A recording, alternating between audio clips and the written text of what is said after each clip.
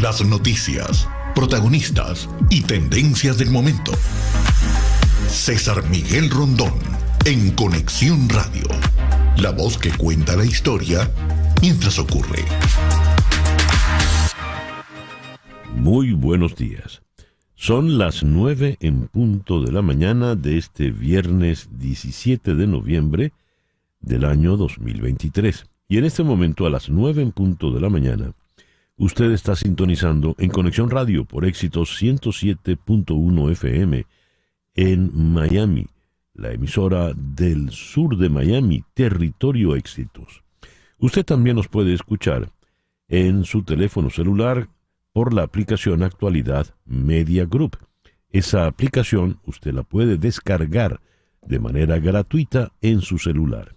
Y si entra en éxitos107.com, además de escucharnos, nos puede ver. Aquí tengo los saludos de, Jorge Anaya, un carabobeño en Viña del Mar, Chile. Juan Bautista González, en una Caracas donde se impone un día brillante de Navidad. Qué bonito. Nancy Teresa Herrera, en Valencia, Venezuela. Carlos Cuevas, en Filadelfia. José de Villa y su abrazo estrangulante en Maracaibo. Saeda Bon en Orlando. María Isabel Vargas, en Palmersville, Tennessee. María Fernanda Mazzarelli, en Milán. No. María Fernanda Mazzarelli, Millán. No sé dónde está María Fernanda, pero no es en Milán. O a lo mejor sí. Lola Mesa, en Lake Jackson, Texas. Juan José Africano nos saluda desde Ottawa, en Canadá. Henry Moreno, en Atlanta, Georgia, celebrando el Día del Economista. Bueno, felicitaciones a todos los economistas, empezando por mi hijo Andrés Miguel, que está hoy aquí en el estudio. Felicitaciones, hijo. Llegó de visita. El Día del Economista es mañana, 18 de noviembre, aclara Henry Moreno. Día de la Chinita.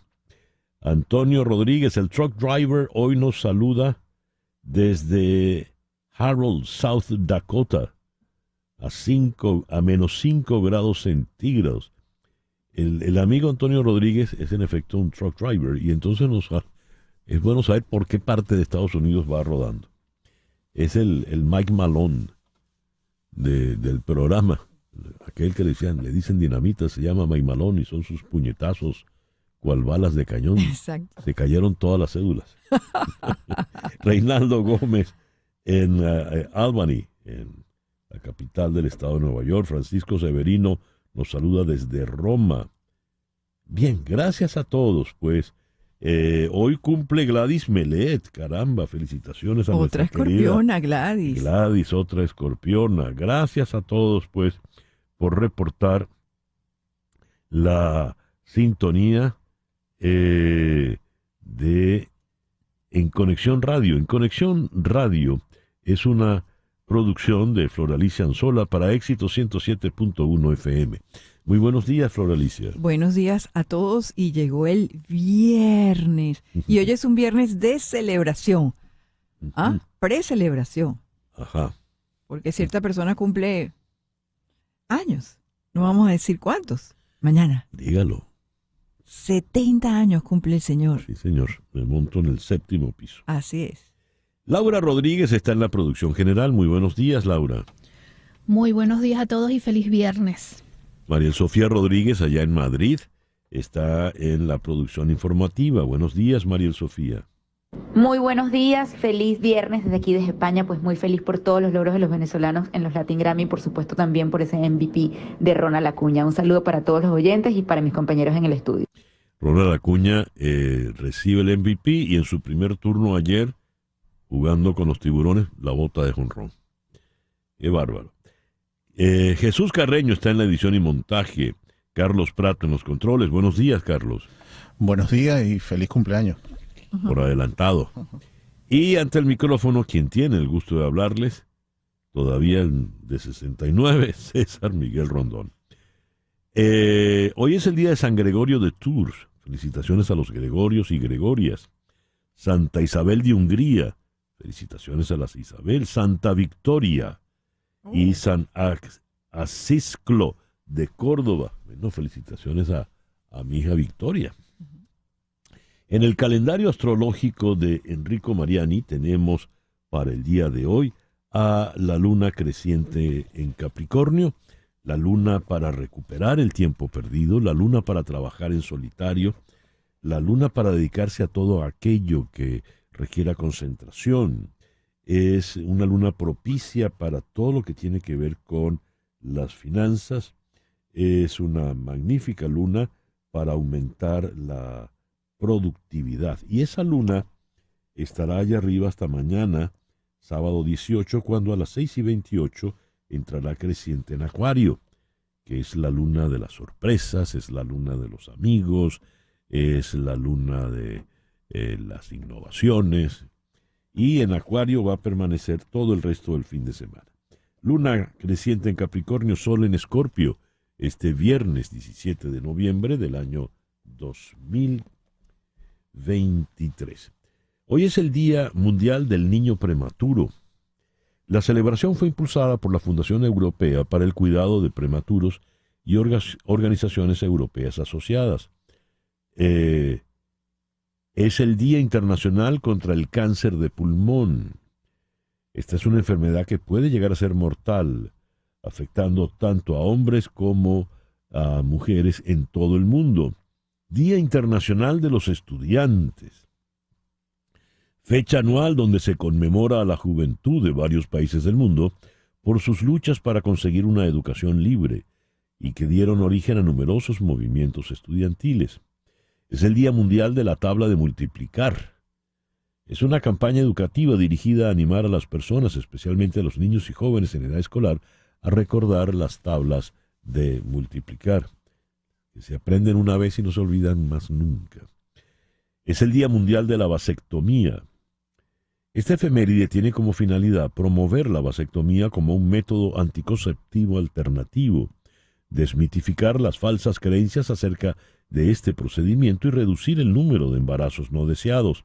Se trata de involucrar a la población masculina en la planificación familiar y contribuir a la salud reproductiva. Es el Día Internacional del Síndrome de Smith-Magenis. Se trata de una deficiencia en el cromosoma 17 y tiene una prevalencia estimada de una persona por cada 15.000 nacimientos. Causa un conjunto de síntomas y características físicas y de conducta que cursa con retraso mental de gravedad variable y una serie de anomalías congénitas. Y si es hoy, el 17 de noviembre, el Día del Economista en Venezuela. Y esto es para recordar la fundación de la primera escuela de economía en Venezuela. Fue el 17 de noviembre de 1938 en la Universidad Central de Venezuela, allá en Caracas. Nuestra agenda para el programa de hoy: vamos a comenzar con la internacionalista María Teresa Romero, aquí en Miami. El régimen de Maduro refuerza su alianza con Rusia y dice que las relaciones están en su mejor época. ¿Qué busca Venezuela con Rusia? En La Guaira vamos a conversar con la periodista Nadezhka Noriega, del Pitazo. Retienen y hacen firmar carta de traición a la patria. Escuche usted qué horror esto. A los venezolanos devueltos desde Islandia. Estas personas denunciaron haber sido retenidos en el aeropuerto de Maiquetía y llevados a un refugio de la misión Negra Hipólita. En Houston vamos a conversar con la periodista Mariana Párraga, de la agencia Reuters, especializada en el tema petrolero. PDVSA ofrece carga de crudo a través de un intermediario. Desde que Washington alivió temporalmente las sanciones petroleras, la compañía ha estado asignando cargamentos spot de crudo y fuel oil a través de firmas poco conocidas. En Barcelona vamos a conversar con Sergio Parra. Él es abogado especialista en fiscalidad internacional. Segundo Congreso Latinoamericano sobre la gestión integral de Family Office. Eso se va a dar aquí en Coral Gables. Vamos a conversar con Nayet Kademian, politóloga y analista, en Córdoba, Argentina. cuando estamos prácticamente en la víspera ya del día decisivo, que será el próximo domingo. Los indecisos son el voto clave en la elección presidencial. Entre los ganadores del Grammy de ayer vamos a conversar con Huáscar Barradas. Sin embargo, tratemos también vía Camila Canaval, la orgullosísima madre que no debe caber en este momento de la felicidad y orgullo. Ella es la madre de Joaquina, que ganó su muy merecido premio. Están ganando los hijos de los amigos, porque ganó Lazo, el hijo de nuestro queridísimo Enrique Lazo, ¿no? Muy bien. Nuestro foro de hoy, el 17 de noviembre de 1973, hace 50 años, en pleno escándalo Watergate, Richard Nixon, aquí en el estado de Florida, en Orlando, ante un grupo de periodistas, él soltó una famosa frase: I am not a crook. Yo no soy un delincuente, yo no soy un sinvergüenza. Después se comprobó que en efecto lo era. Y el escándalo terminó pues obligándolo a renunciar. Nixon fue un mentiroso. Y la mentira se ha establecido como práctica demasiado frecuente en el ejercicio político de la actualidad. Vamos a abordar eso. La mentira en la política en estos tiempos. Para ello vamos a conversar con José Ángel Abad en Nueva York. Él es el corresponsal de Antena 3 Televisión allá en Nueva York, y en Madrid con el semiólogo y analista político Aquiles Esté, colaborador frecuente de The New York Times.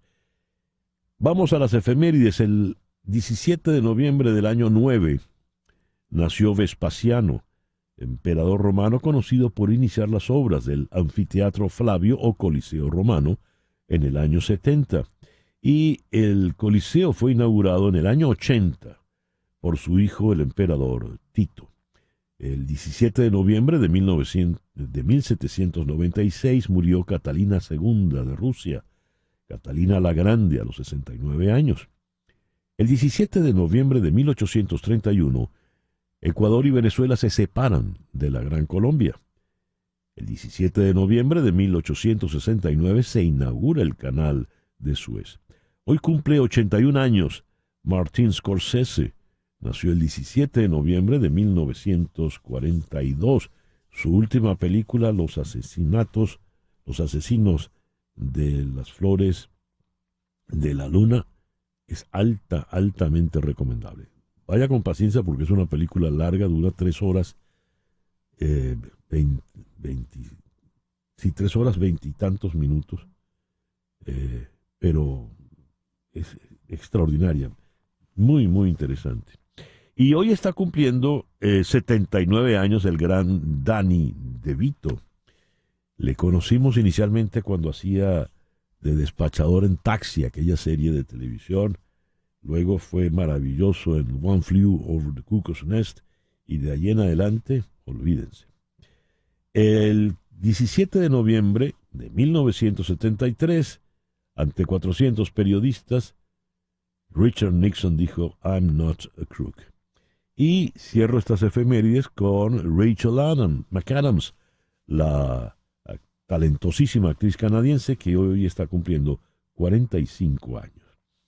Las efemérides musicales de hoy no la vamos a hacer, como es costumbre, con fechas, sino vamos a darle un paseo, vamos a darle un vistazo a algunos de los ganadores del Grammy Latino ayer, sobre todo porque hubo una muy buena presencia venezolana. Comencemos con esto. Tiene a Huáscar Barradas, el flautista zuliano, como un individuo dicharachero, experto en música popular, pero ha compuesto esa obra sinfónica que está sonando ya al fondo. 4 Elements Immersive Symphony, 4 elementos inmersivos, sinfonía para orquesta y coro. Lo grabó con la Orquesta de la Juventud Simón Bolívar. Huáscar Barradas se llevó el mejor álbum de música clásica. Y también tenemos esta de otro tema. Eso se llama Concierto Venezolano. Es una obra de Paquito de Rivera, el gran Paquito. Concierto para trompeta, y el trompetista es nada menos que el gran Pacho Flores, de San Cristóbal, estado Táchira.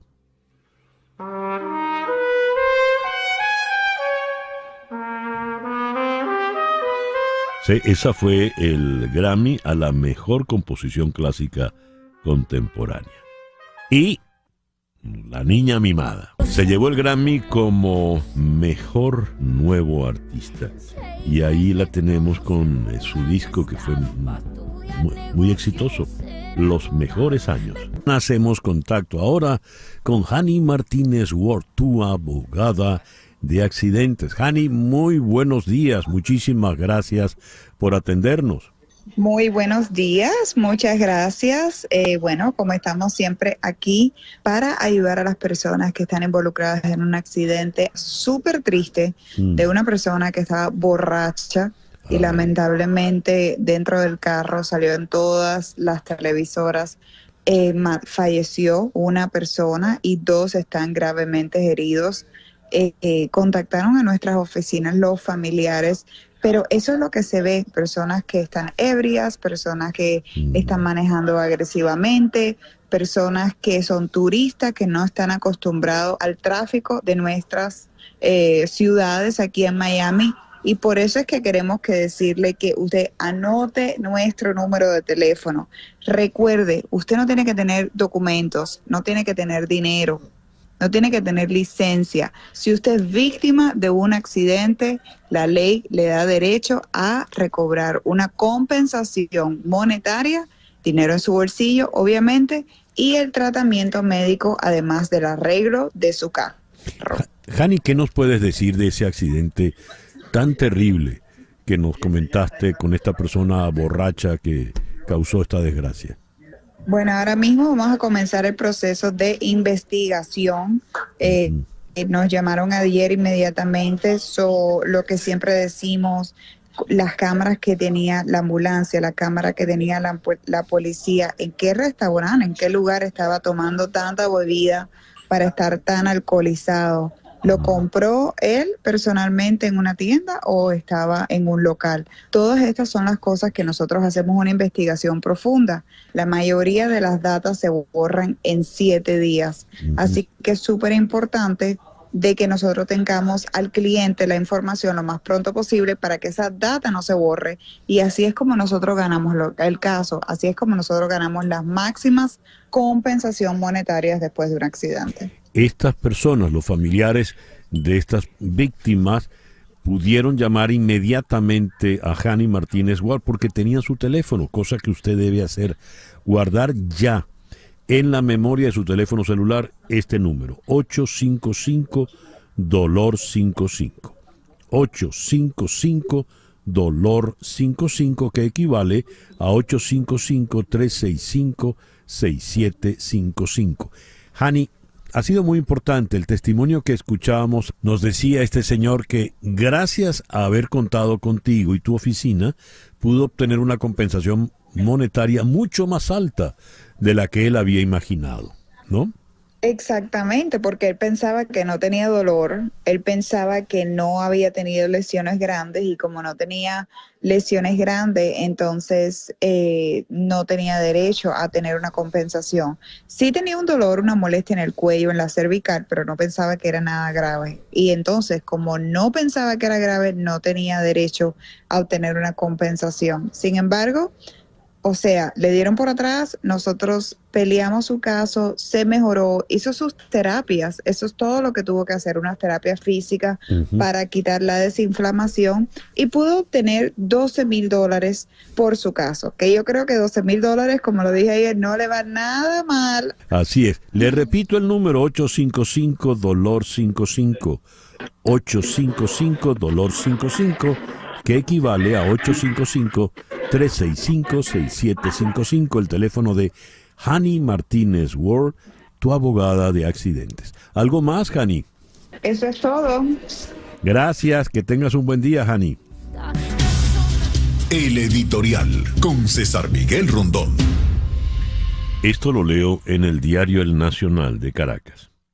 Autoridades del aeropuerto de Maiquetía retuvieron al menos a 200 venezolanos que fueron deportados desde Islandia luego de que se les negara la solicitud de asilo. Según explicó en X la usuaria Karina Bolívar, venezolana en Islandia, varios de los deportados tenían más de un año esperando por una respuesta a sus solicitudes, pero fueron negadas. Las personas que fueron enviadas desde Islandia a Venezuela han sido retenidas en Maiquetía, escribe Karina Bolívar, por el gobierno venezolano y no los dejan salir del aeropuerto. Los van a llevar retenidos en contra de su voluntad de 3 a 4 días al centro Negra Hipólita. Estas personas no solo estarán incomunicadas, sino que corren el peligro de perder lo poco que llevan. Las autoridades están tomando lo que no es de ellos. Y ni siquiera les han dejado ver a los familiares que han ido de todas partes de Venezuela a buscarlos. El proceder miserable de esta gente es algo que no tiene nombre ya. Deportan a 200 venezolanos. No les dieron el asilo en Islandia. Al llegar, les ponen aparte. Les hacen firmar una carta donde se confiesan traidores a la patria. Les roban, no les quitan, les roban lo poco que traen. Además de que vaya usted a saber qué ocurre con el equipaje. No les permiten hacer contacto con sus familiares que han ido al aeropuerto a recibirles. Y los tienen aislados. ¿Todo esto por qué? ¿Cuál es la bronca que le tienen? Que se fueron de Venezuela porque no podían vivir en Venezuela, que trataron de hacer un futuro en Islandia y no pudieron. Y entonces son devueltos al país del que salieron porque no podían seguir aquí. Y al regresar son traidores a la patria y les humillan y les roban. Las palabras que me vienen no las puedo decir frente al micrófono. Dígalas usted en mi nombre, por favor. 9:24. Continuamos en breve con César Miguel Rondón en Conexión Radio por Éxitos 107.1 FM. Estamos en Conexión Radio con César Miguel Rondón. Son las 9:25. Contratar los servicios de un abogado de inmigración es un asunto serio, porque establecerse en Estados Unidos requiere de trámites que debes realizar solo con abogados con mucha experiencia y conocimiento del sistema. Y ese es el caso de las abogadas de Canero Fadul Immigration. Ellas son especialistas en todo tipo de visas y suman más de 55 años de experiencia asesorando desde la solicitud de la visa hasta la obtención de la residencia y posterior ciudadanía. Si necesitas asesoría para inmigrar y establecerte en Estados Unidos, llama al 844-8-MIGRAR, 844-8-MIGRAR, que equivale a 844-864-4727. Di que llamas de mi parte y la primera consulta será gratis. También puedes escribir a inmigraya@canerofadul.com. Canero Fadul Immigration, reputación, confiabilidad y efectividad. Lazo y Ojos Marrones, que se llevó el Grammy como la mejor canción pop rock. Muy bien, por Lazo, como decía el hijo de nuestro querido y viejo amigo Enrique Lazo. Así que un fuerte abrazo para Enrique también. El presidente Joe Biden firmó ayer el proyecto de ley de gasto temporal, un día antes del posible cierre del gobierno, trasladando la pelea por el presupuesto federal con los republicanos del Congreso hacia el nuevo año. Biden firmó el proyecto de ley en San Francisco, donde es el anfitrión de la Cumbre de las Economías de Cooperación Económica Asia-Pacífico. El presidente Biden y el presidente mexicano Andrés Manuel López Obrador hablarán hoy sobre la migración, el tráfico de fentanilo y las relaciones con Cuba. López Obrador dijo que usaría la reunión con Biden para asumir el caso de Cuba e instaría a su homólogo de Estados Unidos a reanudar un diálogo con la nación insular y poner fin a las sanciones de Estados Unidos. Mientras tanto, se esperaba que Biden mencionara la migración a medida que Estados Unidos continúa gestionando un número creciente de cruces fronterizos en el sur. También se espera que los líderes discutan el tráfico mortal de fentanilo, especialmente después de que Biden asegurara un acuerdo con Xi Jinping, el presidente chino, para frenar el opioide ilícito. Se instala hoy la nueva Asamblea Nacional de Ecuador, electa en las elecciones extraordinarias de agosto pasado, con el correísmo como la primera fuerza del hemiciclo, al tener más de medio centenar de los 137 escaños. La Asamblea Nacional del Ecuador, Parlamento unicameral, se prepara para instalar la primera sesión de una corta legislatura, urgida de abordar proyectos que permitan frenar la violencia y la inseguridad en el país y generar empleo entre los problemas más acuciantes para los ecuatorianos. The Economist dice que el expresidente Donald Trump presenta el mayor peligro del mundo en el 2024. El respetado diario británico, de 180 años de antigüedad, dijo que un segundo mandato de Donald Trump sería un punto decisivo en lo que el primero no lo fue, y que el destino del mundo dependerá de las papeletas de decenas de miles de votantes en solo un puñado de estados en las elecciones presidenciales de 2024. The Economist advirtió en su guía anual World Ahead que otros 4 años de Trump en la Casa Blanca serían más perjudiciales que su mandato anterior.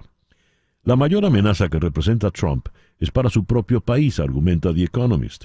La autoridad moral de los Estados Unidos declinaría porque Estados Unidos lo habrá votado mientras había lo peor de él.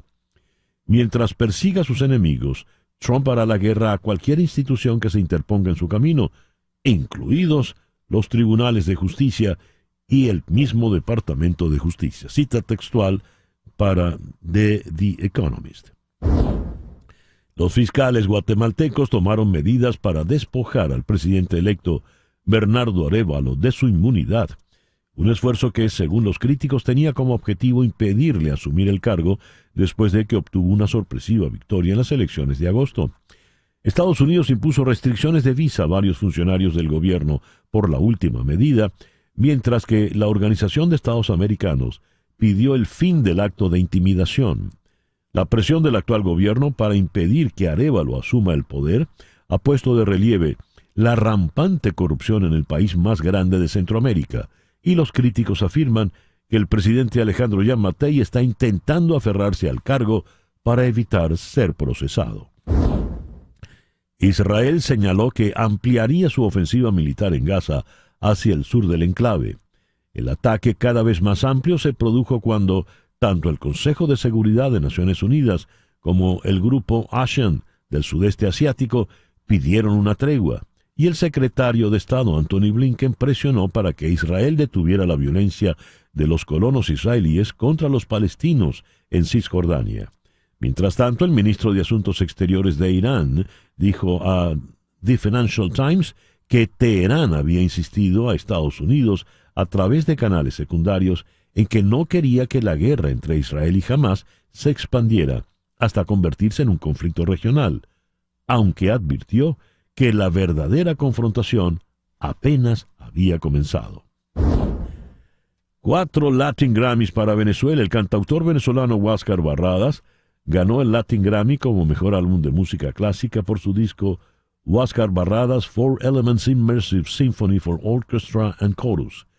En el disco participaron Huáscar Barradas, Eugenio Carreño y Eduardo Martínez Planas, así como la orquesta Simón Bolívar. Andrés Vicente Lazo Uslar, mejor conocido como Lazo, ganó su primer Latin Grammy con su canción Los Ojos Marrones. El cantante logró la mejor canción pop rock.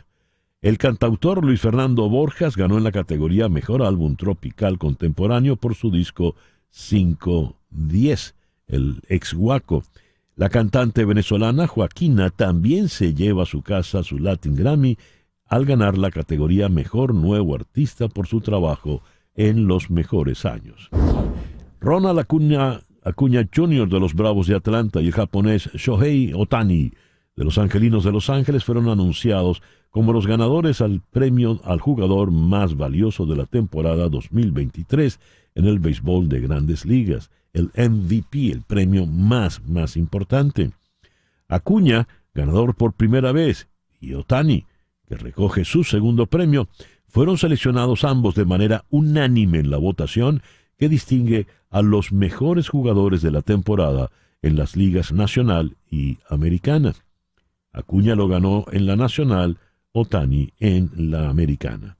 El potente jardinero venezolano lideró la nacional en hits, 217, en carreras anotadas, 149, bases robadas, 73, y además conectó 41 cuadrangulares, impulsando 106 carreras, mientras acumuló un promedio de bateo de 331 en 159 partidos.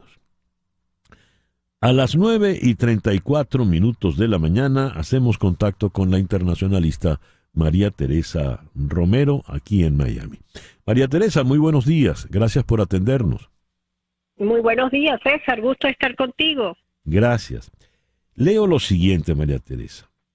El canciller de Venezuela, Iván Gil, expresó su deseo de que en sus conversaciones allá en Moscú con su colega Sergei Lavrov, ambos gobiernos puedan avanzar aún más en el desarrollo de las relaciones. ¿Qué busca Venezuela en Moscú? Por no preguntar qué busca Moscú en Venezuela.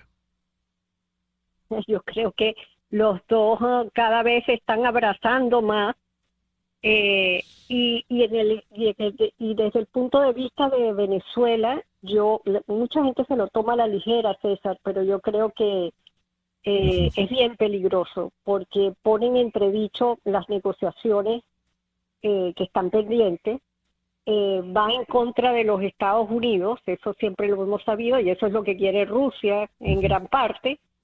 Quiere también darle oportunidad a Rusia de entrar más aún en América Latina, donde se están haciendo grupos de integración y nada de eso favorece a los venezolanos.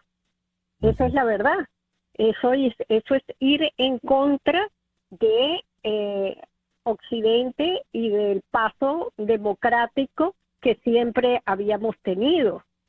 Me cuentan, por cierto, César, que en el círculo militar ya hay algunos avisos pegados a las paredes que están en ruso. En ruso y en español. Entonces yo digo, ¿por qué siempre este gobierno nos lleva a una alianza con un país que es paria prácticamente en el mundo occidental, que está tomando una vía, digamos, cada vez más peligrosa junto a terroristas, y Venezuela pierde las oportunidades de acercarse al mundo occidental y a la vía de las elecciones democráticas. Eso a mí me preocupa. Muchas personas dicen, no, eso es una relación que no tiene mucha importancia. A mí me parece que esto es una relación realmente peligrosa que no nos lleva por buen camino. En concreto, ¿qué pretende Rusia en esa relación con Venezuela? Mira, a mí me parece que además de petróleo, además de también los mecanismos de desinformación, por ejemplo, que ahora son tan importantes. Yo creo que han logrado un mecanismo, meterse en América Latina e ir contra Estados Unidos con todo un sistema de comunicación que desinforma, por ejemplo. Por otra parte, yo creo que lo que busca Rusia fundamentalmente es ir en contra de los Estados Unidos, más que todo. Por supuesto, porque lo demás, mira, están diciendo, por ejemplo, que van a promover un mecanismo para defenderse de las sanciones y renunciar al dólar. O sea, eso yo lo veo muy cuesta arriba, ¿no? ¿Cómo se pueden ayudar en dos países que están económicamente tan mal, ¿no? Yo creo que ahí lo que va es tratar de afianzar para molestar a los Estados Unidos y para seguir profundizando la desinformación y meterse en los procesos electorales y seguir, ¿cómo se puede decir? Fastidiando a la democracia liberal en todas partes de Occidente. En este momento el gobierno venezolano tiene como principal objetivo o principal causa el tema del Esequibo, por las razones que sean. ¿Habrá buscado el canciller Iván Gil algo de Rusia en este sentido? Probablemente, no lo sabremos, pero probablemente, porque sabemos muy bien que Rusia está ligada con la posición de Cuba, y la posición de Cuba es la de América Latina, la del Caribe. Eso ha sido tradicionalmente así. Y hay que ver qué podrían hacer en este caso, porque por una parte ellos se encuentran divididos, porque por una parte hay una necesidad de apoyar esa posición caribeña y de Guyana, que siempre la han apoyado, ¿no? Por otra parte están los Estados Unidos o empresas estadounidenses petroleras metidas en Guyana. Entonces, a ver cómo funciona esa parte y qué pueden ellos sacar de esa vinculación. Ya. Bueno, veremos entonces. María Teresa, muchísimas gracias por atendernos en la mañana de hoy. Gracias, César. María Teresa Romero, internacionalista, aquí en Miami. 9:40 de la mañana, una pequeña pausa y ya regresamos en Conexión Radio por Éxito 107.1 FM. En un momento regresamos con César Miguel Rondón en Conexión Radio por Éxitos 107.1 FM. Sintonizas a César Miguel Rondón en Conexión Radio por Éxitos 107.1 FM. Son las 9:42 de la mañana. Prepárate para manejar la tendencia en South Day Kia. Experimenta el futuro con nuestros espectaculares autos eléctricos, el EV6 y el EV9. Y ahora noticias emocionantes. Por tiempo limitado hasta el 30 de noviembre, cuando compres 3 llantas, recibirás la cuarta por solo $1. No te lo pierdas. South Day Kia es tu puerta de entrada al futuro. Ven y únete a manejar la tendencia juntos. Visita South Day Kia hoy en el 17120 South Dixie Highway, Miami, Florida, 33157. Te esperamos. Luis Fernando Borjas, quien estuvo tantos años con Guaco, ahora en plan solista, se alza con su primer Grammy por su disco 510 AM. Y de allí, este tema, ¿Qué me hiciste? 510 AM se llevó el Grammy por Mejor Álbum Tropical Contemporáneo. El comentario editorial lo hicimos sobre esta noticia de los venezolanos que fueron deportados desde Islandia y que al llegar a Maiquetía fueron detenidos y se les hizo firmar una carta de traición a la patria. Bien, vamos a La Guaira, allí en Venezuela, donde está el aeropuerto de Maiquetía, y allí está la periodista Nadesca Noriega. Nadesca es parte del equipo de investigación del portal El Pitazo. Nadesca, muy buenos días. Muchísimas gracias por atenderme. Buenos días, César Miguel. Un saludo y a tu audiencia y un placer atenderte. Nadesca, cuéntanos, ¿qué ocurrió? ¿Quiénes son estos 200 venezolanos? ¿Por qué regresan a Venezuela? ¿Y por qué les dieron este recibimiento a las autoridades? Bueno, te explico. Estos 200 venezolanos que llegaron al aeropuerto de Maiquetía procedentes de Islandia, ellos estaban en ese país y ¿qué pasa? el país acaba de aprobar nuevas leyes migratorias y se extiende el proceso para solicitar asilo. Entonces les dieron como una opción: o se suman a un plan de retorno voluntario en el que Islandia, con apoyo de la Organización Internacional de Migración, organiza el retorno a sus hogares, de hecho, entregándole hasta un aporte para que regresen a sus hogares, y ellos desisten o renuncian al proceso que han iniciado de solicitud de asilo. De pedir asilo. Y entonces, ¿qué es lo que ocurre? Que cuando ellos renuncian a esto, le dan esa oportunidad de regresar aquí al país. Entonces, ese es el proceso. Realmente es lo que llaman retorno voluntario, es la palabra técnica que utilizan los abogados migratorios. Es un retorno voluntario, que no es lo mismo que una deportación, porque con una deportación es que el gobierno como tal del país extranjero decide, porque se ha cometido alguna ilegalidad, retornar a esa persona al país de origen. Entonces son dos cosas completamente diferentes. Ahora, ¿qué es lo que ocurre? En el aeropuerto de Maiquetía, desde que se iniciaron los vuelos de deportación, que entonces son de deportación de Estados Unidos, que fue el acuerdo al que llegó el gobierno de Joe Biden con el gobierno de Nicolás Maduro, ese ha sido el proceso que se ha dado. El proceso ha sido que estas personas son llevadas al Hotel Sanitario La Guaira, que queda en la urbanización La Llanada, en Macuto, y luego en ese hotel son sometidos primero a algunas pruebas médicas y también a lo que es el rastreo en el sistema, en el CIPOL, en el sistema integral policial, y en el sistema de tribunales, para determinar si se tiene alguna causa abierta en tribunales o tienen alguna orden de captura emitida por alguna organización de seguridad nacional. Eso se hizo con la gente que llegó de Estados Unidos.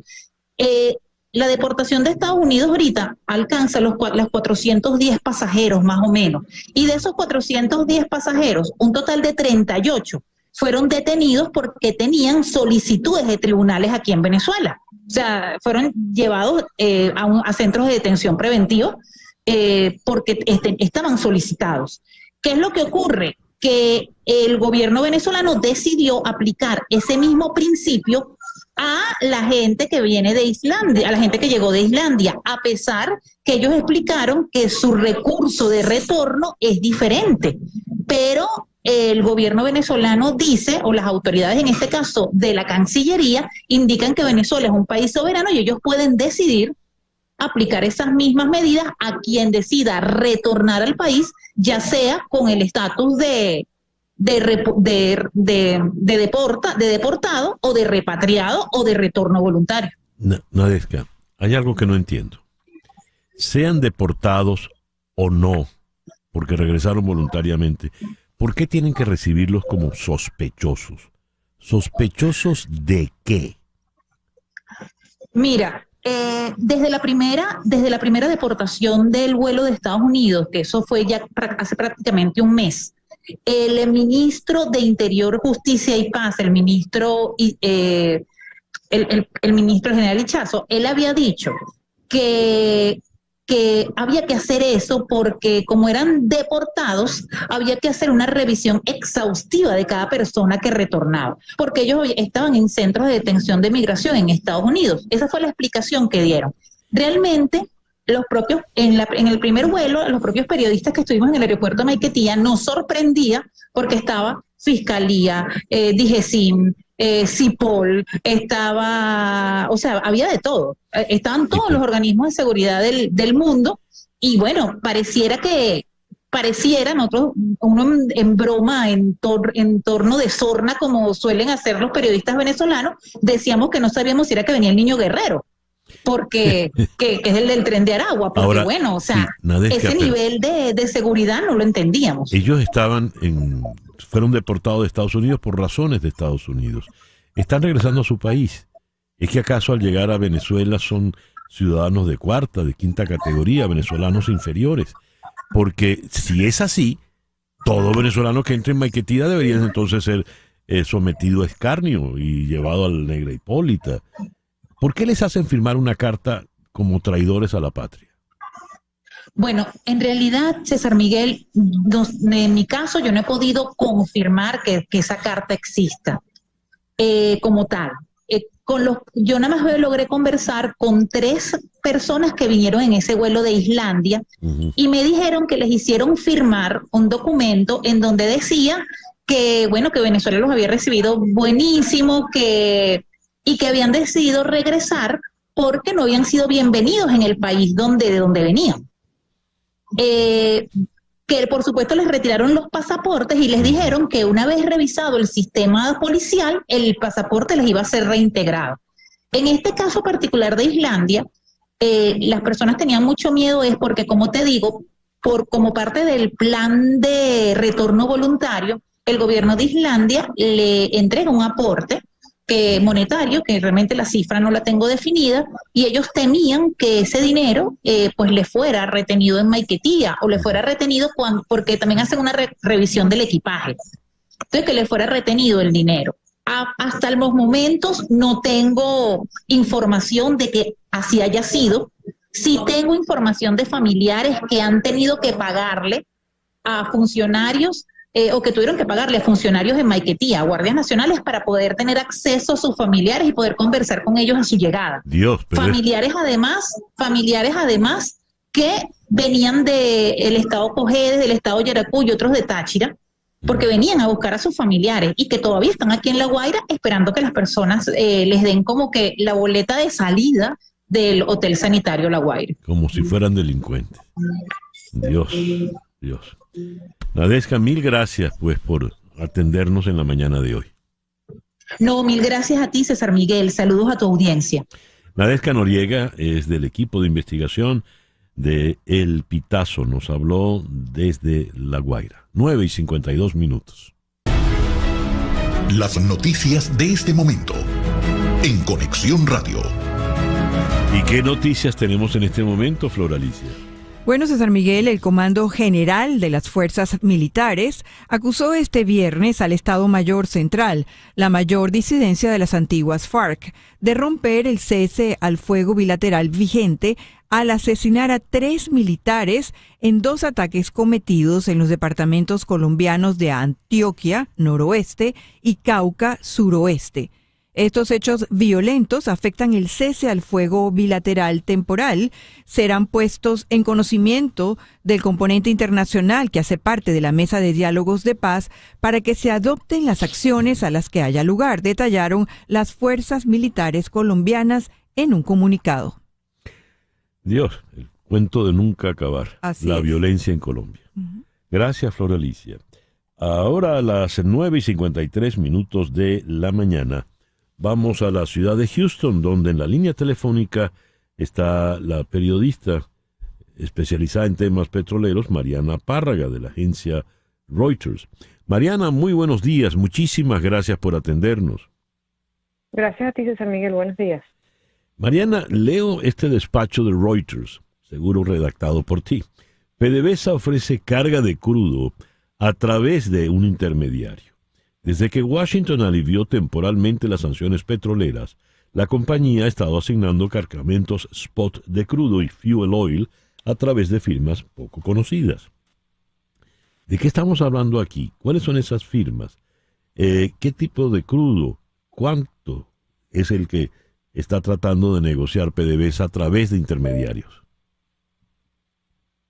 Bueno, César, un poquito de todo realmente. PDVSA, desde que pusieron esta licencia nueva a partir del mes de octubre para autorizar las exportaciones de crudo venezolano a sus mercados elegidos, ha estado colocando cargamentos de crudo ocasional a los mismos intermediarios que nosotros habíamos visto en tiempos pasados, en años anteriores, en meses anteriores, pero esta vez esos intermediarios, que son empresas, como digo, muy poco conocidas, algunas de ellos son compañías Shell, o sea, es decir, que son compañías cascarón, no tienen realmente, no hay forma de identificar los verdaderos dueños. Esas compañitas pequeñitas están a su vez revendiendo los cargamentos back to back, es decir, que los grandes comerciantes los toman en puerto venezolano a grandes traders, como les decimos, grandes casas comerciales, como por ejemplo Trafigura, Vitol, Gomber, etcétera, que son los que están finalmente entregándole los cargamentos a los refinadores en Asia. Y ¿A qué precio se está haciendo esta negociación? ¿Está por el mercado, por debajo del mercado? ¿Hay descuentos? No hay ninguna referencia lógica de nada. No hay, lamentablemente, Venezuela no tiene ya acceso a servicios de precio internacionales como tenía antes, porque eso fue una de las consecuencias justamente de las sanciones, de manera que está haciendo negociaciones muy a ciegas y también muy oscuras, ¿no? Hemos visto diferencias de precio muy grandes, es decir, por ejemplo, el cargamento de Merey, que es el crudo bandera de Venezuela, negociado a Brent menos $20 por barril, y otro el mismo día negociado a Brent menos $15 por barril, de la misma calidad, es decir, y por cierto, una discrepancia de $5 en un precio por barril es altísimo, ¿no?, en el mercado petrolero. Entonces, y así como eso, también hemos visto con el fuel venezolano discrepancias aún mayores, de manera que, bueno, no sabemos cuál es la base para las negociaciones de precios.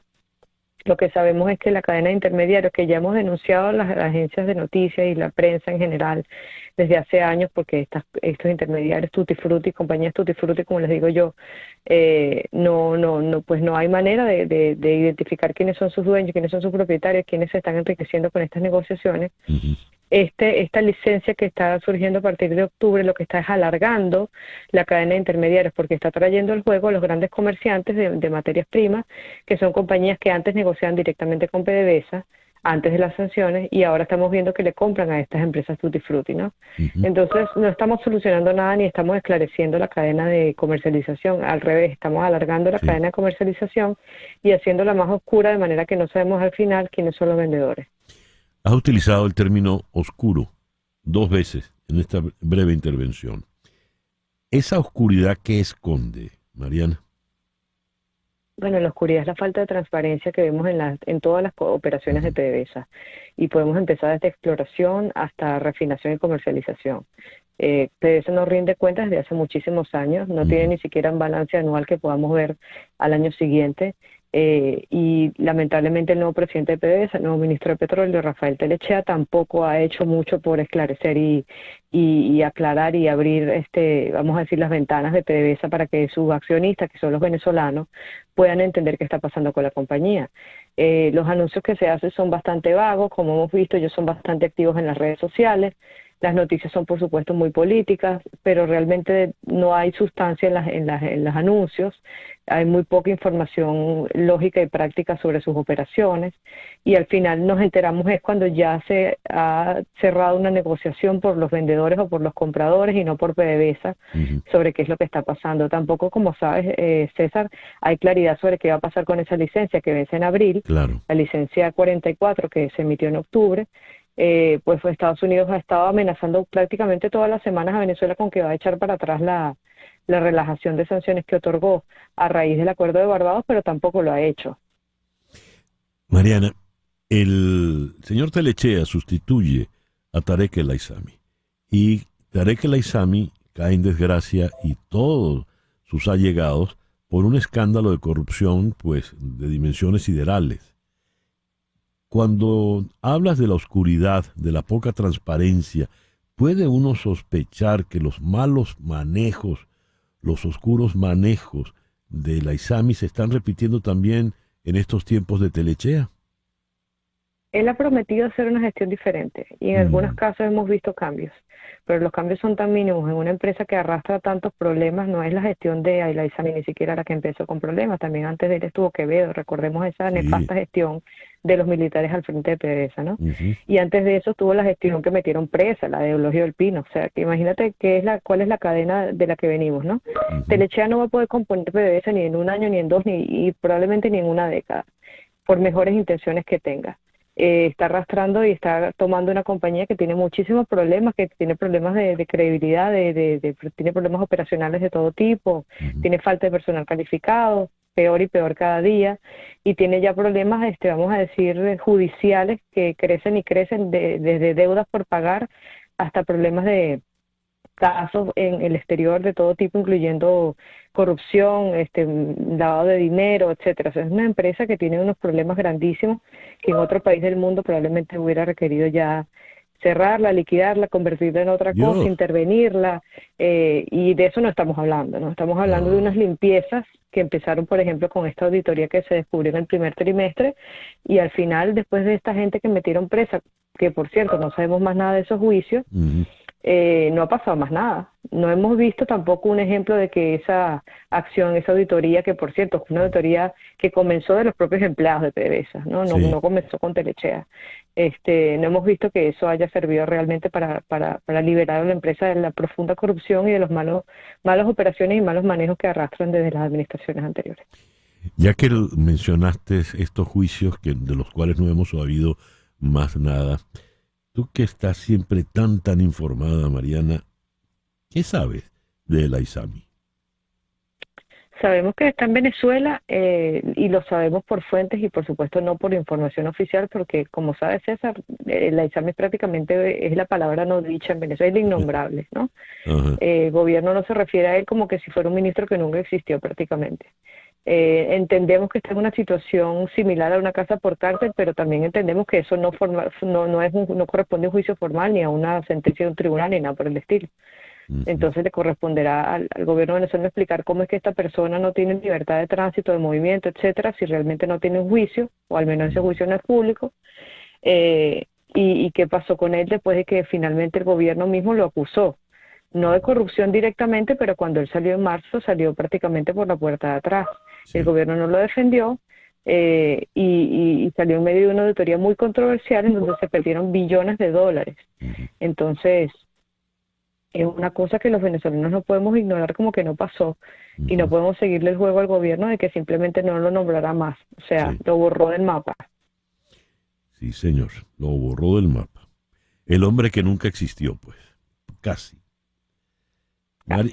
Mariana, muchísimas gracias por atendernos en la mañana de hoy. Muchas gracias a ti, César Miguel. Mariana Párraga, de la agencia Reuters, especializada en el tema petrolero, nos habló desde Houston, 10:02 de la mañana. Una pequeña pausa y ya regresamos en Conexión Radio por Éxito 107.1 FM en Miami. Una pausa y regresamos con César Miguel Rondón en Conexión Radio.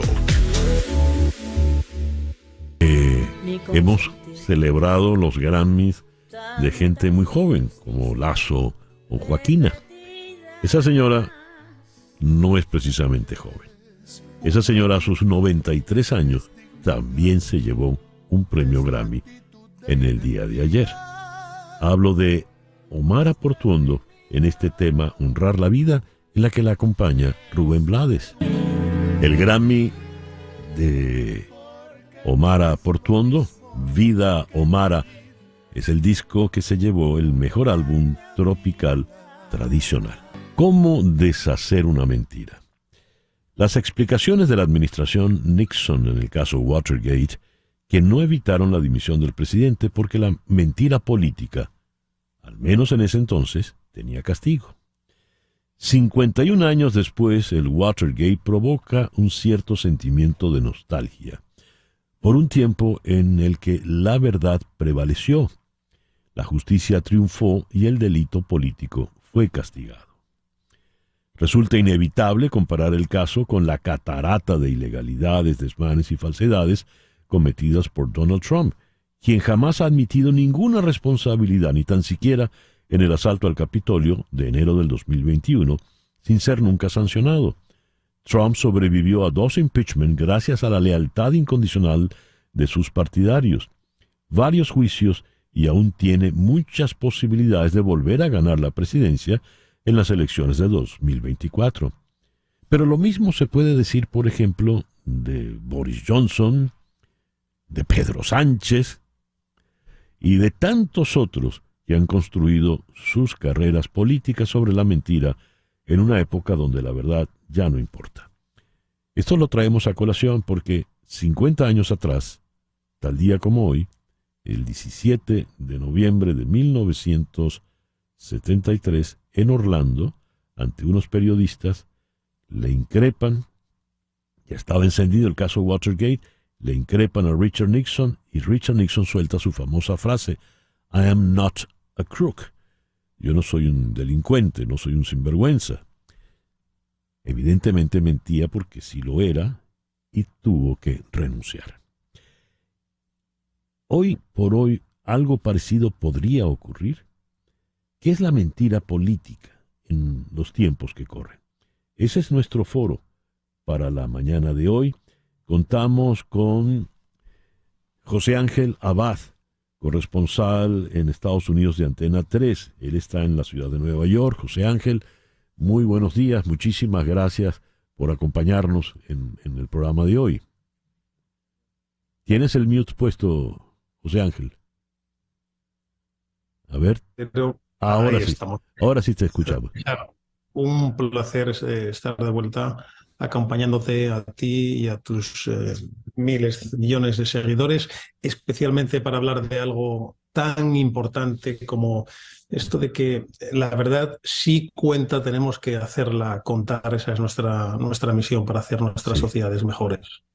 Y en la ciudad de Madrid está el semiólogo y analista político Aquiles Esté. Aquiles, muy buenos días, muy buenas tardes por allá. También tienes el mute puesto, Aquiles. Uy, disculpa. Ajá. Un saludo súper sincero para ustedes y para la audiencia. Muchísimas gracias, Aquiles. A ver, lo ocurrido con Richard Nixon hace 50 años, ¿podría repetirse hoy? O mejor replanteo la pregunta, ¿por qué no podría repetirse hoy? Comencemos con José Ángel Abad en Nueva York. Bueno, sabes, yo fíjate, César, creo que ha cambiado mucho la política, pero creo que ha cambiado mucho la sociedad, y lo que más me preocupa de todo esto, y por eso creo que tantas cosas pueden volver a producirse, es que un cambio muy notable es que la mentira ha dejado de estar penada, no sale bastante barato mentir, y eso complica mucho la vida a los políticos que no mienten, que naturalmente los hay, y también a los periodistas que intentamos ser rigurosos. La mentira sale barata en la sociedad. La pregunta es ¿por qué? ¿Por qué tenemos como colectivos sociales esa ausencia de responsabilidad y de compromiso? Y creo que ese es el cambio más notable en la vida pública desde el Watergate. La dirección debería haber sido la opuesta. Mentir queda desterrado y seriamente penalizado, y nos encontramos 50 años después, tristemente, en el lado opuesto. Hablaba José Ángel Abad. Me gustaría oír tu opinión al respecto, Aquiles. Aquiles Esté en Madrid. Pues mira, yo contestaría diciendo lo siguiente. Yo llevo años haciendo mercadeo político y he observado un cambio dramático en esta industria.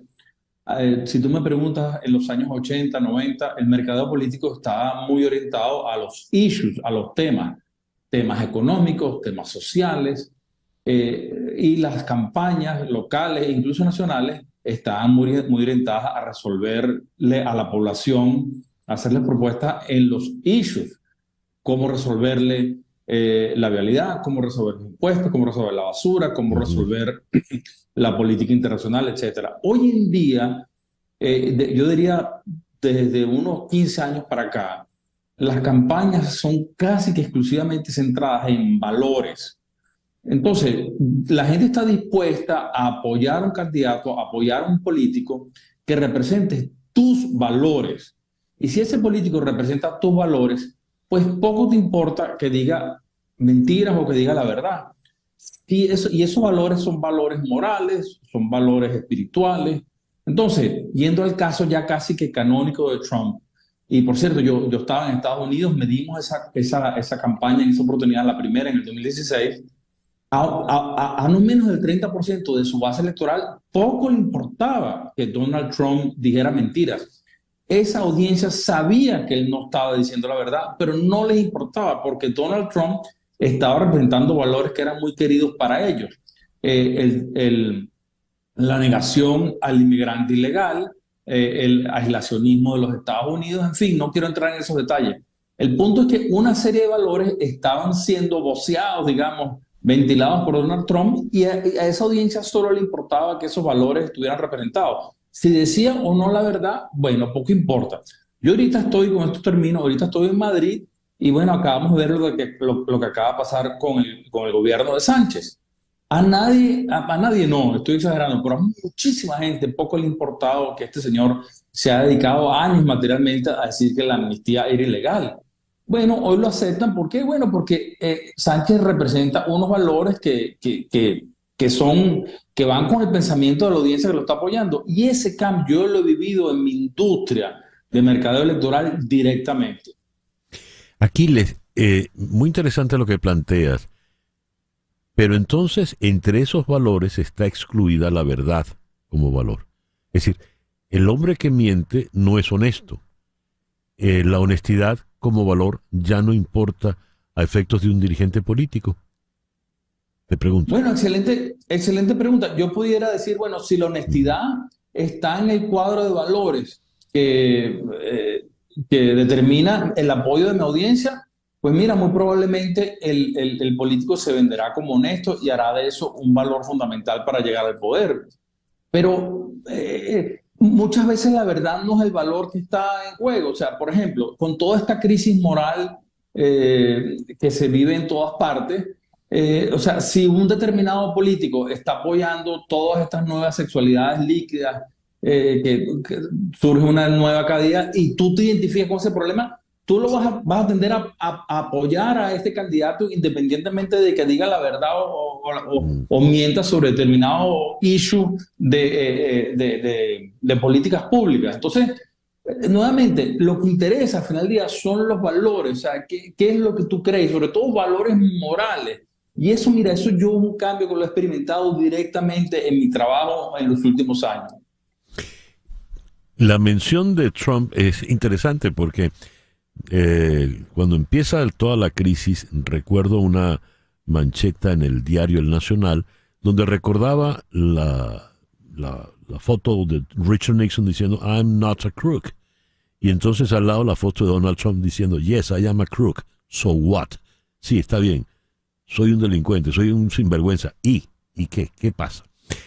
Ya que aquí les trajo la mención de lo recientemente ocurrido en España y conversando estos temas,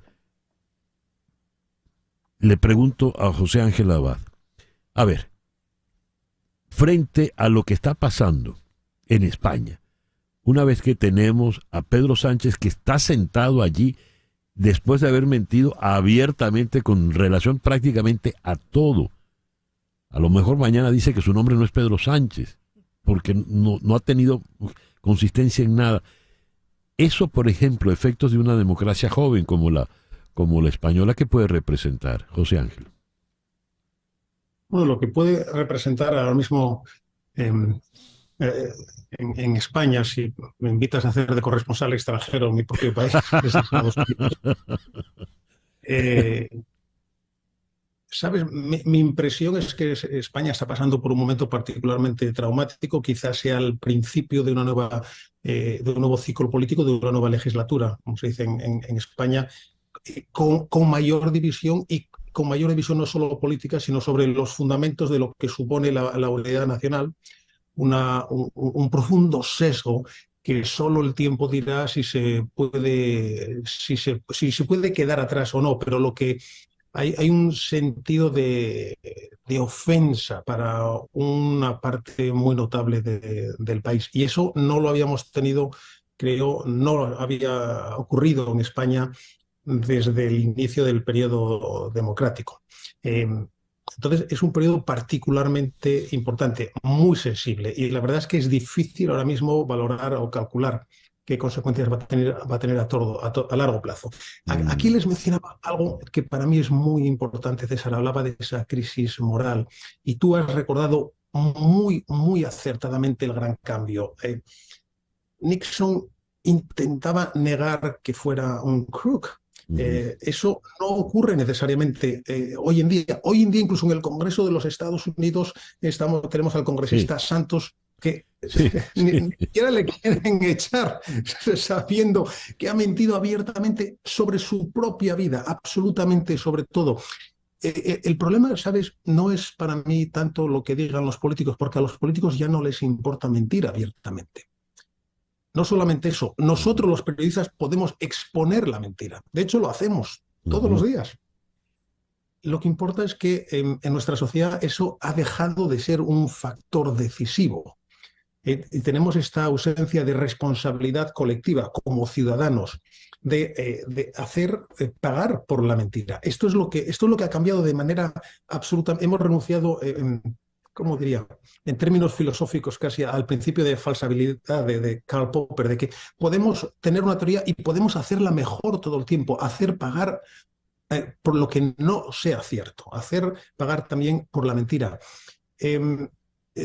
Lo único que podemos seguir haciendo es seguir intentándolo, pero a mí me preocupa mucho que socialmente tenemos una ausencia de responsabilidad. Como ciudadanos tenemos más poder, tenemos más acceso a información, más rápido, tenemos acceso a toda la información del mundo. Jamás en la historia de la humanidad una persona ha podido tener acceso a tanta información tan rápido y en casi todos los casos de manera tan libre.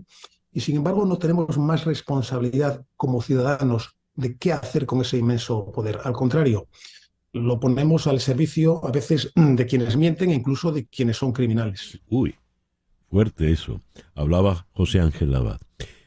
Aquiles, nuestra productora Floraliza Anzola quiere hacerte una pregunta. Por favor. Hola, Aquiles. Me interesa mucho, siguiendo la línea de lo que has dicho, preguntarte, entonces, ¿cuáles son esos valores, por ejemplo, que representa Trump por encima, evidentemente, de la verdad y de todos los juicios de corrupción que tiene alrededor, que están de alguna manera apoyados por la audiencia, que son parte de la audiencia, de esa audiencia a la que él se dirige? Bueno, antes de responderte, yo quisiera coincidir muy rapidito con lo que dice el amigo Abad, ¿verdad? ¿Me equivoco? Sí. Sí. Yo coincido en que ciertamente las audiencias, las grandes audiencias, están mucho más dispuestas a aceptar la mentira. Hay un bolero, ¿verdad?, que dice, miénteme más, que me hace tu maldad feliz. Es decir, hay unas audiencias que están dispuestas y aceptan que el líder político te mienta, siempre y cuando, insisto, represente tus valores. Tú me preguntas, ¿cuáles son los valores concretos que ha movilizado Trump? En primer lugar, la idea de que Estados Unidos es tu hogar y que si se permite que sigan llegando inmigrantes, sobre todo inmigrantes ilegales, nosotros vamos a perder el hogar como lo conocemos. La idea de que el hogar es el principal arquetipo de la cultura americana. Recuerda que, por ejemplo, en el béisbol, que es probablemente el deporte más americano que hay, se gana es regresando al hogar. Y la jugada más prestigiosa es el home run. Cuando uno llega como americano a los Estados Unidos, lo primero que te dice la persona de inmigración, por ley, por cierto, no conozco ningún país, otro país que haga eso, te dicen welcome home. Y ese funcionario trabaja para la agencia, el Homeland Security Agency. De modo que la idea de Estados Unidos como un hogar, ¿verdad?, es muy fundamental para el americano. Entonces, bueno, mira, la idea es que yo voy a proteger el hogar, yo no voy a hacer un muro al hogar, yo voy a sacar a los inmigrantes. O sea, todos esos son valores morales. A la gente no le importa si eso necesariamente va a mejorar su economía, no le importa si eso va a mejorar su casa, sus avenidas, no. Yo no quiero esa gente y Trump representa exactamente ese valor de que él lo llama también America First, primero los Estados Unidos. Entonces, mira, esos valores lo llevaron al poder y probablemente lo lleven de nuevo al poder. Sí. Es un buen ejemplo de cómo funciona esa valorativa respecto de cómo es el discurso público de los políticos. Así es. Ya el tiempo se nos vino encima. Quisiera leer esta breve reflexión. Maquiavelo tenía una visión pesimista del ser humano como una criatura débil y malévola. Por eso, el autor de El Príncipe recomienda la mentira, el fingimiento y las falsas promesas como un instrumento político. Maquiavelo afirma que el gobernante debe tener la astucia del zorro para hacer frente a las distintas adversidades que pueden surgir en la vida pública. Especialmente, sostiene Niccolò Maquiavelo que cuando la masa acepta la veracidad de la mentira del poder, no es necesario recurrir a la violencia ni al enfrentamiento directo entre gobernantes y gobernados. Paradójicamente, a lo que pudiera parecer, el pensador italiano recomienda no engañar ni ocultar información a los colaboradores que están más interesados en el bien del príncipe y de su gobierno, a ponernos de acuerdo en la mentira. Y ya que lo citaste, Aquiles, la letra del bolero está mucho en esta tónica, porque dice: voy viviendo ya de tus mentiras, sé que tu cariño no es sincero, sé que mientes al besar y mientes al decir te quiero, me conformo porque sé que pago mi maldad de ayer, siempre fui llevado por la mala, y es por eso que te quiero tanto. Dios. Y muchísimas gracias, Aquiles Estés, semiólogo en Madrid, y muchísimas gracias, José Ángel, siempre un placer conversar contigo. José Ángel Abad en Nueva York. Un saludo. Un saludo. Gracias a todos, gracias por la oportunidad. A ti, Aquiles. Son las 10:23 de la mañana, una pequeña pausa y ya regresamos en Conexión Radio por Éxito 107.1 FM en Miami. En un momento regresamos con César Miguel Rondón en Conexión Radio por Éxitos 107.1 FM. Del 30 de noviembre y entre el 30 y el 1 de diciembre se llevará a cabo aquí en Miami el segundo Congreso Latinoamericano sobre gestión integral de Family Office. Y para hablar de esto, en la línea telefónica, en Barcelona, España, está Sergio Parra Zabal. Él es presidente del ILAEF. ILAEF es el Instituto Latinoamericano de Empresas Familiares. Él es abogado venezolano. Sergio, muy buenos días, muy buenas tardes por allá. Muchísimas gracias por atendernos. Muchas gracias, don César. Un placer, y el honor nuevamente es mío de tenerte, de estar aquí en tu programa, pues. Sí. ¿Qué hace que hoy en día se escuche tanto el concepto de empresa familiar en foros internacionales y en las economías globales? Bueno, en efecto, César, hoy en día la empresa familiar a nivel latinoamericano representa por lo menos un 60% del tejido empresarial, lo que supone incluso 2/3 del empleo privado a nivel latinoamericano lo generan las empresas familiares. Y es una cifra muy elocuente, indudablemente, pero también es muy elocuente que muchas de estas empresas no trasciendan en el tiempo, y no porque no sean muy prósperas o no sean empresas con una productividad económica pujante, sino porque no trascienden, que es su característica, lamentablemente por conflictos interpersonales, problemas intergeneracionales que evitan un poco, o no tener un plan de sucesión, que evitan un poco esa trascendencia. Pero gran parte, como te repito, del tejido empresarial latinoamericano lo conforma la empresa familiar. Cuando decimos empresa familiar, ¿a qué refiere ese concepto de empresa familiar? Mira, don César, en la empresa familiar lo característico, lo que la hace única, a pesar de que no hay un concepto único, ¿no? Una definición purista, pero lo que la hace propia, digamos, lo que hace característica a una empresa familiar es la continuidad, es la trascendencia. Adicionalmente a otras características que debe tener, que fundamentalmente la familia controle el capital accionario, no importa el porcentaje del cual se trate, pero que él tenga suficiente poder en las acciones para controlar las decisiones políticas o las decisiones económicas de la empresa.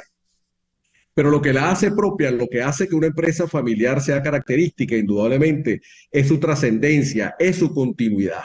Y de ahí derivan, don César, dos de sus grandes retos. Es decir, la sucesión de la empresa familiar, no solamente desde un punto de vista económico, accionario, patrimonial, lo que es la herencia, sino también la sucesión desde el punto de vista de la gestión, del nuevo liderazgo, de quién sucede, cómo se sucede de una generación a otra. Así que la sucesión, o las empresas tienen esos dos retos: la sucesión económica e indudablemente la sucesión de su gestión, pues, ¿no? Del nuevo liderazgo. Y ahora, hablando de la empresa familiar, ¿qué es el Family Office? ¿De qué manera eso ayuda a la empresa familiar? Bueno, el Family Office, como la palabra lo dice, es la oficina de la familia. Es una herramienta dentro de lo que es la literatura de la empresa familiar muy útil porque es donde de alguna manera se conectan los profesionales que sirven y que apoyan a la empresa familiar. Es decir, las familias empresarias por lo general necesitan un grupo de profesionales que tienen que estar interconectados. Por un lado el abogado, el fiscalista, el contador, el administrador, la persona que lo asesora en temas de inversiones. ¿Y qué es lo que suele suceder? Que muchas veces estos fundadores tienen este grupo de profesionales, pero de manera dispersa, que no se ponen de acuerdo y se aturden porque encuentran tantas opiniones o consejos como asesores tienen y tantas facturas de manera independiente como cada profesional de alguna manera preste servicio.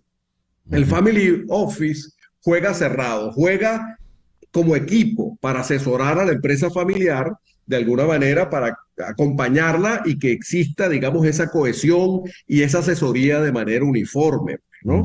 Por eso se dice de un family office singular cuando la familia se apoya en unos profesionales, o un multifamily office cuando son de alguna manera un equipo que apoya o respalda o asesora a varios grupos familiares de manera simultánea. Dicho todo esto, ¿qué es lo que vamos a tener entonces aquí en Miami 30 de noviembre y 1 de diciembre? Bueno, en efecto, hay este segundo congreso que promueve el Instituto Latinoamericano de la Empresa Familiar, un instituto muy importante a nivel continental, y obviamente el tema que caracteriza es esta gestión integral del Family Office. Y lo que se quiere es desmitificar, don César, el hecho de que los Family Offices son, en primer lugar, para familias ricas, cosa que no es así. Y segundo, que el Family Office no está solamente dirigido a temas de inversión, temas de dinero, temas digamos, de los brokers, sino que cuando hablamos de la gestión integral del Family Office, es eso, que la familia sienta que los profesionales que ella necesita, como te repito, contadores, administradores, los abogados, los fiscalistas, psicólogos, administradores, por supuesto, los que asesoren temas de inversión, jueguen en equipo, de manera no verlo de manera sesgada como inversión, sino de manera integral. El Family Office como en sus 360 grados de gestión. Los interesados, ¿cómo pueden asistir, inscribirse para ir a este segundo congreso? Bueno, hay una página del Congreso que es www.congresoilaef, que son las siglas del instituto, congresoilaefusa.com. www.congresoilaefusa.com.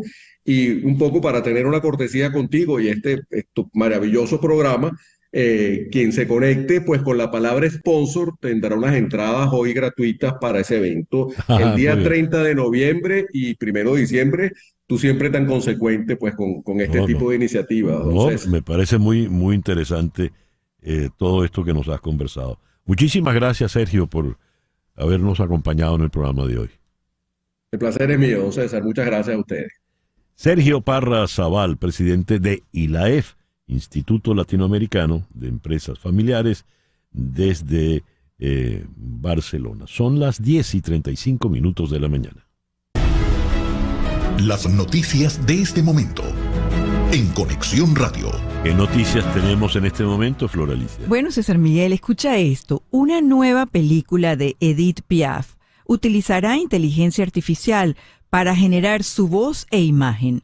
Edith, ambientada en París y Nueva York entre los años 1920 y 1960, utilizará imágenes de archivo de la cantante francesa intercaladas con contenido creado por una herramienta de inteligencia artificial entrenada en cientos de imágenes y clips de la voz de Edith. La película, esto se llama La Robo Piaf, narrará su propia historia. La vamos a ver a ella, además de cantar y conversar. La película de 90 minutos aún se encuentra en las primeras etapas de producción, pero ya se ha realizado una prueba de concepto en video y audio. No es el primer uso de la voz de un artista que ha fallecido generado por inteligencia artificial. Andy Warhol narró The Andy Warhol Diarios de Netflix desde más allá de la tumba en el pasado. Increíble. Bueno, antes de la inteligencia artificial, con pura inteligencia verdadera y talento real y auténtico, Mariaca Semprún hizo maravillas con la obra de Edith. Gracias, Flor Alicia. Argentina llegó al llegadero. El próximo domingo ya es la final y el debate, pues, es el dilema de los argentinos es realmente difícil. Vamos a Córdoba, en la Argentina, donde en la línea telefónica está la politóloga Nayet Kademian. Nayet, muy buenos días, muchísimas gracias por atendernos. Hola César, muy buenos días, un placer. Nayet, ¿qué puede ocurrir el domingo? O mejor dicho, ¿qué le puede ocurrir a Argentina a partir del domingo? Argentina se está disputando entre dos modelos de país muy diferentes. Tenemos a un candidato de la derecha liberal y la derecha extrema, muy similar a lo que ha ocurrido en otros países latinoamericanos y del mundo occidental, que hoy tiene posibilidades de disputar la presidencia y de ganar la elección. Estamos viendo que hay un escenario de balotaje que es muy ajustado, con un final abierto frente al cual los sondeos de opinión pública no pueden precisar exactamente quién va a ser el ganador. A ver, opción A, gana Massa. ¿Qué ocurre? En cualquiera de los dos escenarios va a haber grandes desafíos para la gobernabilidad en la Argentina. Massa es una figura que sí inspira más confianza en los mercados, que cuenta con apoyos a nivel territorial y por parte de los gobernadores. Nosotros en la Argentina tenemos un sistema federal y los gobernadores tienen un poder muy importante, que cuenta con una mayoría a favor, digamos, en el Congreso, y eso también es importante en relación a la gobernabilidad. Sin embargo, es necesario mencionar que el electorado en Argentina no está eligiendo en esta elección, está optando entre dos opciones que la clave del resultado va a tener que ver con cuánta gente no quiere que gane el candidato opositor. Son muy pocos y pocas quienes están votando por la positiva. Hay un clima de enojo y un clima de insatisfacción ciudadana con la política que es muy fuerte, y mientras que Sergio Massa, que es el candidato del oficialismo, genera desconfianza en aproximadamente la mitad de la población, Javier Milei, que es el candidato outsider, representante de la derecha y del liberalismo, genera miedo en la otra mitad de la población.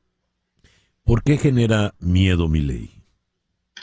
Porque tiene algunas propuestas que implicarían cambiar radicalmente algunos consensos básicos de la democracia argentina en los últimos 40 años como mínimo. Y me refiero a propuestas como privatización del sistema de salud público, privatización de la educación pública, que es algo que también en Argentina tenemos, dolarización de la economía, esa ha sido una propuesta bastante controversial, cortar subsidios para diferentes servicios públicos, cambiar o si no, eliminar el sistema de coparticipación federal que implica las transferencias que se realizan desde la nación hacia las distintas provincias.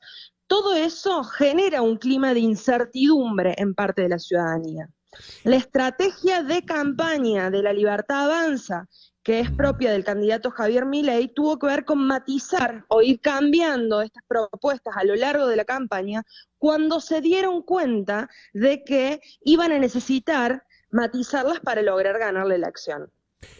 A ver, es evidente que el que gane no la tendrá fácil para emprender un gobierno.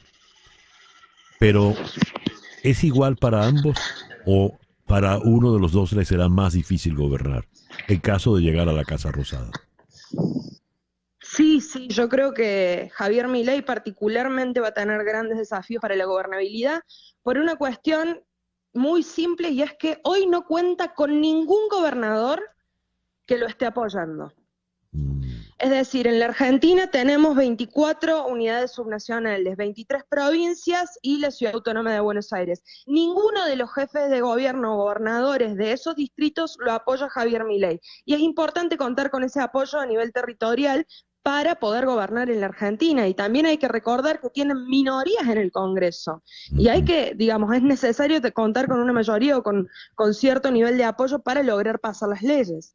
El apoyo que le brindó Mauricio Macri, quien fue presidente de la Argentina por el bloque Juntos por el Cambio, a Milei hoy le dota de algunos recursos, de un aparato político, de recursos económicos y de influencia a nivel nacional e internacional. Y además le dota de una cierta templanza para una parte del electorado que quizás se siente amenazado por sus propuestas, pero pareciera que la figura del expresidente Macri modera, ¿no?, a Milei como una especie de garante de que Milei no va a realizar cambios tan rotundos. Más allá de eso, tiene un escenario de gobernabilidad muy complicado. Ya. Nayet, muchísimas gracias por estos minutos en la mañana de hoy. No, César, muchísimas gracias a usted, que esté muy bien, un placer. Gracias. Nayet Kademian es politóloga argentina, nos habló desde la ciudad de Córdoba, en Argentina. 10:42 de la mañana, una pequeña pausa y ya regresamos en Conexión Radio por Éxito 107.1 FM en Miami. Continuamos en breve con César Miguel Rondón en Conexión Radio por Éxitos 107.1 FM.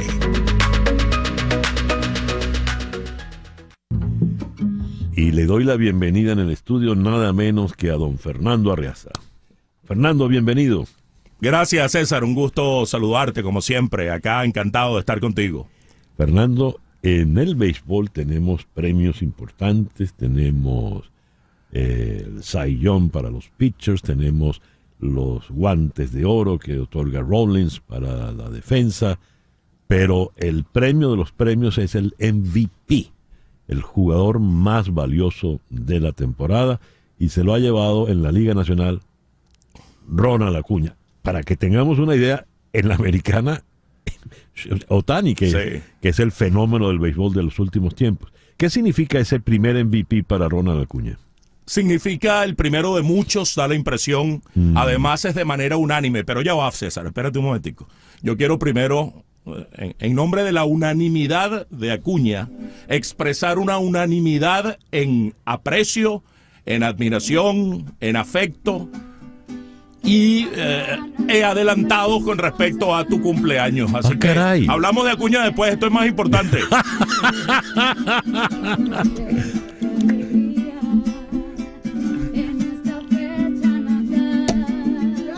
¡Wow! Tus más íntimos amigos, esta Dios noche mío. te acompañan, te saludan y desean un mundo de felicidad. Yo por mi parte deseo,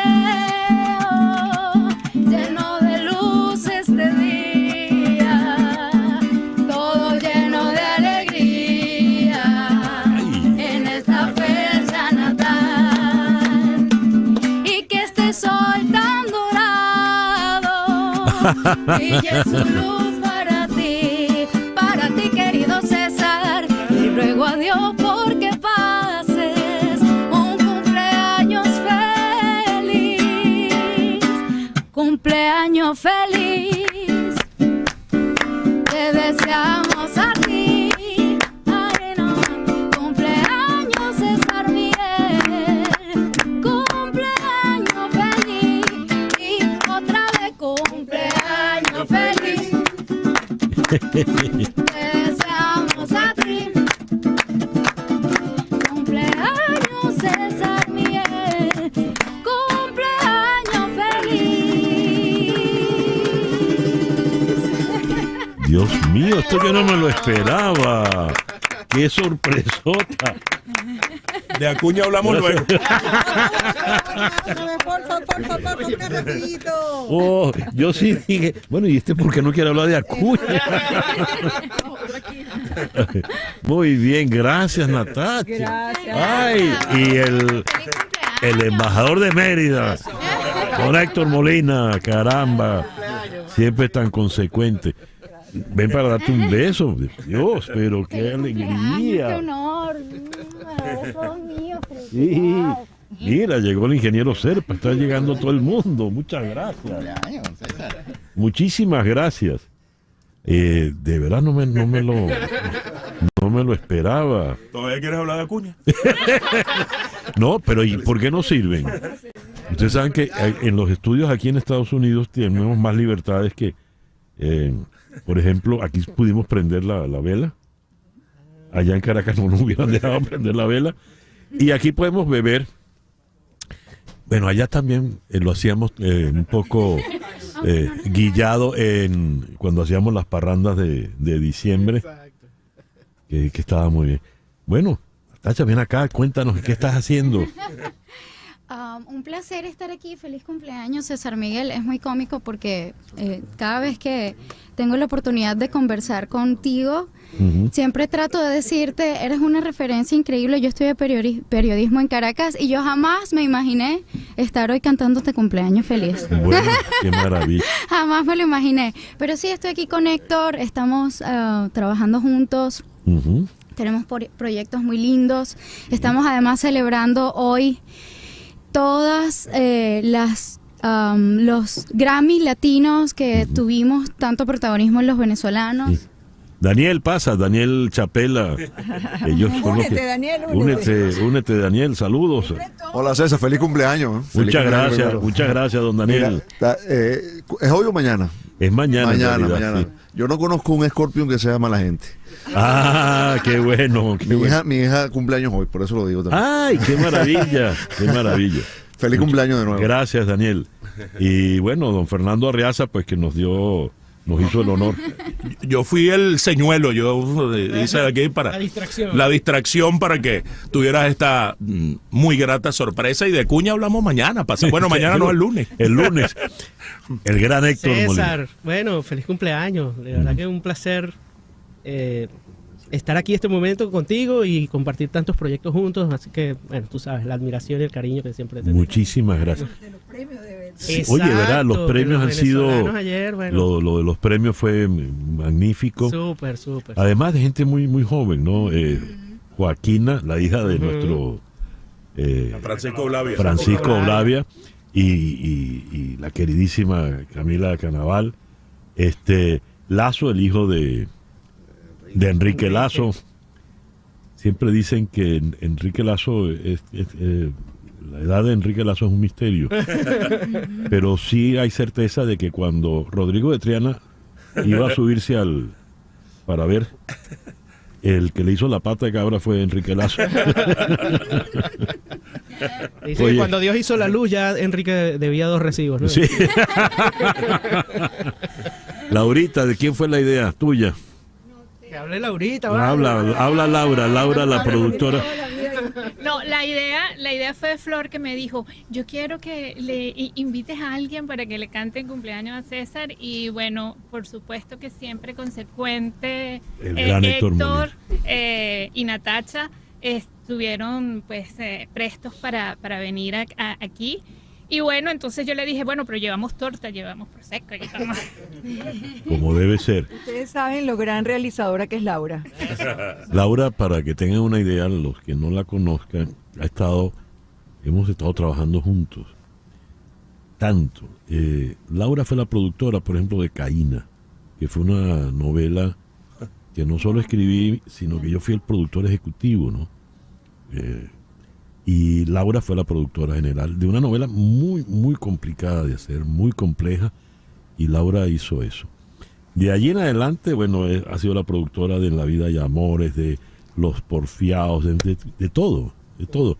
Yo quiero decir que antes de eso trabajó conmigo. Sí, yo conocí entró como pasante y se quedó fija, trabajó conmigo en Close-Up.